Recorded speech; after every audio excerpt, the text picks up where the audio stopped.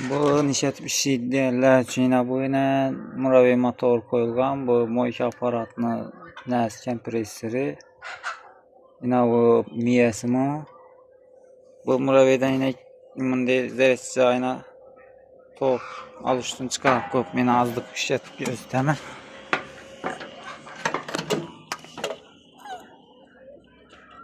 Yine şöyle dıkladı bu.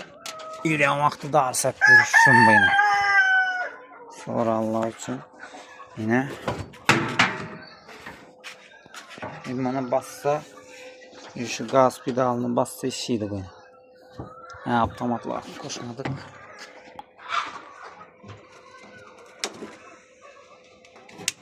Yine otomatlarını koştuk. Şimdi şunu bassa işiydi bu yine.